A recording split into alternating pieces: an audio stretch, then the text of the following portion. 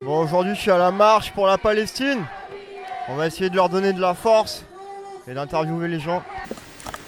Est-ce que c'est si simple que ça que de réduire ce conflit à une problématique religieuse? Je pense pas que ce soit religieux, je pense que c'est de la colonisation. Le projet final, c'est de prendre tout le terrain, et même une extension de ce terrain, de la Palestine. Leur projet, c'est ça. L'attaque du 7 octobre, bon, c'est un drame, bien sûr, mais là, on en est à plus de 10 fois ce qu'ils ont fait le Hamas. Donc, alors, si le Hamas est un groupe terroriste, moi, j'estime qu'Israël, c'est 10 fois plus. 10 fois plus de terrorisme. Là, c'est des enfants qui bombardent. Ils bombardent tout Gaza. Hein. C'est pas, ils disent oui, le Hamas n'est pas une armée régulière. Moi, j'estime que si, c'est des résistants, ce qu'on appelle des résistants.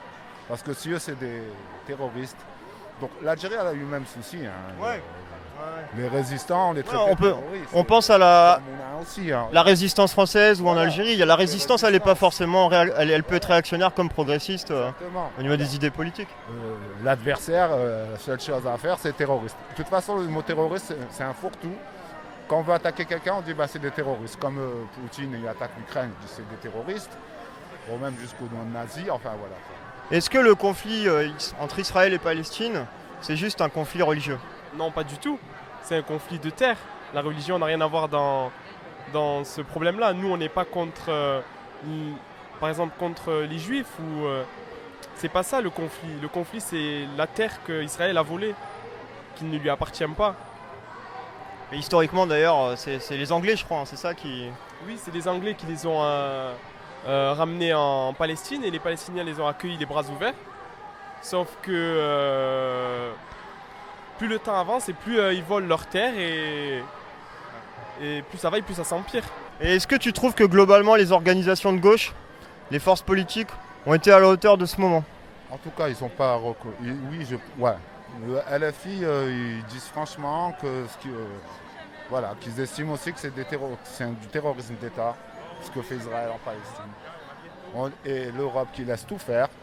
Voilà, c'est un jeu de dupes, là. L'ONU, tout ce qui est organisation internationale pour la défense des droits. Tout ça, c'est du vent. Les gens, ils ont compris ça depuis très longtemps, je pense. Et les organisations à gauche qui ont soutenu Israël dans son droit de réponse. C'est quand même scandaleux ça. Oui, moi, c'est une sorte de lâcheté. Bon, je ne vais pas rentrer dans les juifs tiennent tout, mais il y a quand même un fond hobby sioniste, je ne veux pas dire juif, sioniste. Ça veut dire qu'il y a un sionisme latent dans les organisations, dans certaines organisations de gauche. En Europe.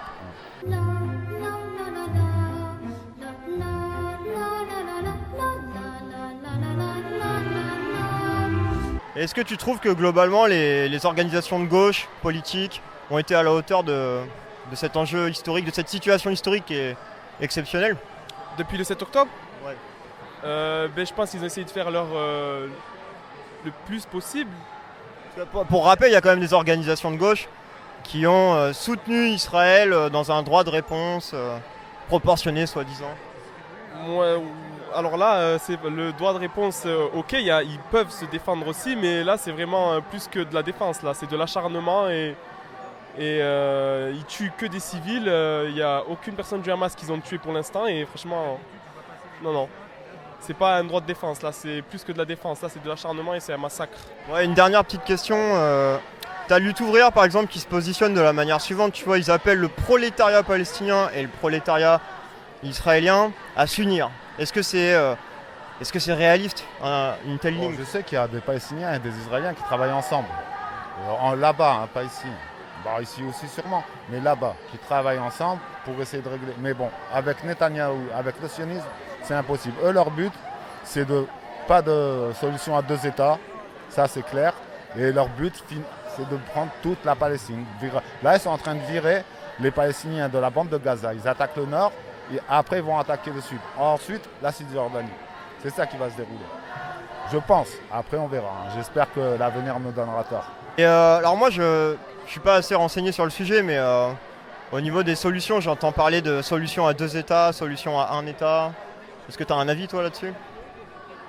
2 États, je suis d'accord pour 2 États. Les Palestiniens sont d'accord sur la loi des deux États, sauf que la loi des deux États n'est pas respectée par Israël, qui continue à coloniser ce qui a été donné aux Palestiniens.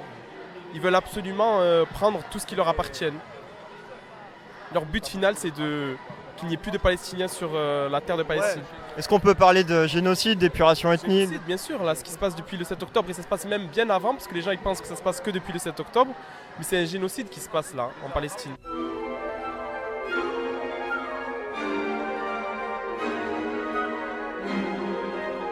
Bon, je suis avec Nathanaël du NPA.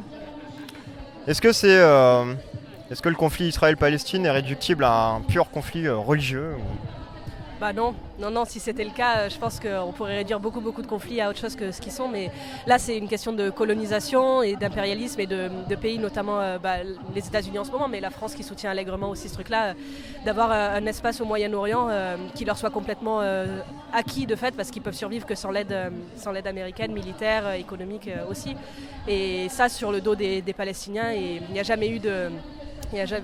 le conflit religieux, il existe que quand on le crée, quoi. Et là, c'est pas du tout le cas. On se sert de la religion pour faire croire qu'il y a un conflit comme ça, mais c'est un conflit de colonisation et d'occupation. Ouais, bien sûr. Est-ce que c'est si facile que ça de réduire ce conflit, entre guillemets conflit, à une problématique purement religieuse? Ou est-ce que c'est plus complexe que ça, on est d'accord? C'est pas du tout religieux, pas du tout. C'est un projet colonial qui est né en Europe, et les fondateurs de ce projet colonial en Palestine, les sionistes, à la base n'étaient pas religieux. Et les Palestiniens aujourd'hui ils ne se battent pas contre les Juifs parce qu'ils sont juifs ou autres, ils se battent pour leur liberté, pour leur droit à l'autodétermination, à vivre chez eux en paix, avec, comme tous les peuples aujourd'hui, la liberté de faire ce qu'ils veulent chez eux, sans subir une occupation, sans subir la colonisation et tout ça. C'est quoi ton avis sur l'attitude de la gauche face à cet événement historique et exceptionnel? Est-ce qu'on est à la hauteur? Il faut faire du cas par cas sans doute. Ouais, après il faut voir ce qu'on appelle la gauche aussi, quoi, parce que la gauche qui appelle à manifester avec Macron et le RN contre l'antisémitisme sans dire un mot, des dizaines de milliers de morts à Gaza, ça me paraît un peu problématique aussi, quoi. Mais je pense que c'est bien qu'on soit des milliers à manifester un peu chaque samedi, ou depuis là maintenant c'est enfin autorisé. Je pense qu'il aurait fallu se battre encore plus fort dès le début pour pouvoir manifester, et que là il faut continuer. Et amplifier, oui, mais continuer à en discuter, à créer des endroits ou des espaces de discussion. Parce qu'il y a plein de gens en fait qui sont choqués, qui sont révoltés, qui veulent dire quelque chose, mais qui ne savent pas quoi faire, qui ne savent pas comment agir. Et c'est ça, à mon avis, de se poser la question, nous, comment, partout où on est, là où on travaille, là où on habite, on peut faire vivre ce truc-là et permettre à plus de gens encore de s'exprimer sur ce sujet, quoi.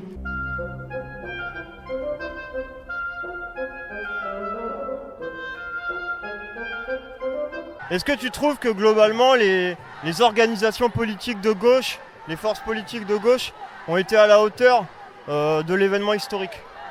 Non. Sachant qu'il y en a qui ont appelé à un droit de réponse, ils ont soutenu le droit de réponse d'Israël, etc. Non, je pense que les organisations, la plupart des organisations, la majorité écrasante même des organisations de gauche en France, ont pris une position qui ne fait que couvrir les crimes de l'armée israélienne dans la bande de Gaza et en Cisjordanie et ailleurs. Ils ont refuté l'existence même du peuple palestinien et ils ferment les yeux sur ce qui se passe aujourd'hui, qui est une honte pour l'humanité entière. Et je pense qu'aujourd'hui, on voit tous les jours en direct se passer un massacre, une épuration ethnique, des attaques des hôpitaux et tout ça. Et la réponse des organisations, la plupart en tout cas, parce que je ne veux pas dire toutes, est une réponse honteuse. Et du coup, qu'est-ce que tu penses de la marche qu'il y a eu dimanche dernier contre l'antisémitisme? Comment s'est positionné votre organe? Nous, on se positionne, et on s'est toujours positionné, on se positionnera toujours contre l'antisémitisme et le combattre, et parce qu'il y a encore des faits qui existent. Il y a l'histoire certes, et puis il y a encore des faits même maintenant, donc la question elle n'est pas là. Par contre, c'est comment on peut croire que le RN se pose en champion de ce truc-là et récupère ce truc-là, et ils changent de... Alors c'est dans leur ADN quand même, ce truc-là c'est une chose, mais par contre ils font semblant d'avoir changé de racisme, quoi. C'est un peu ce truc-là, et cautionner ça et leur laisser le pavé, c'est la honte. En vrai, c'est vraiment une honte. Au-delà du RN, je trouve qu'aller marcher avec Ciotti, la bande à Macron, c'est déjà scandaleux au fait, parce que c'est des gens qui cautionnent ce qui se passe en Israël. Voilà. Il y a un sionisme latent ou assumé. Ouais. Mais ça, je pense, en plus, c'est le deuxième truc de cette marche, c'est que c'était pas une marche contre l'antisémitisme en France, c'était une marche pour soutenir ce que fait l'État d'Israël, sous couvert de si on soutient pas, alors on est antisémite, quoi. Et que de réduire tout ce qui est la critique de l'État sioniste et la critique de la colonisation à l'antisémitisme, quoi. Ouais, moi j'irais même jusqu'à dire que il y a des gros relents islamophobes dans cette marche, mais ouais, ça c'est encore un autre. C'est assez inquiétant. Moi j'ai une question un peu technique peut-être là. Tu as des organisations comme Lutte ouvrière qui appellent à une jonction entre le prolétariat palestinien et israélien. Est-ce que ça te semble pragmatique? Est-ce que ça semble réalisable? Moi, je pense que dans l'absolu, oui, pourquoi pas. Mais aujourd'hui, il y a une réalité, celle d'un État raciste et qui est ségrégationniste en plus. Et qu'aujourd'hui, la lutte principale, c'est la lutte pour la liberté du peuple palestinien, la libération de la Palestine et l'égalité entre tous les citoyens qui vivent en Palestine. Aujourd'hui, c'est ça la première lutte. La lutte pour le socialisme viendra après.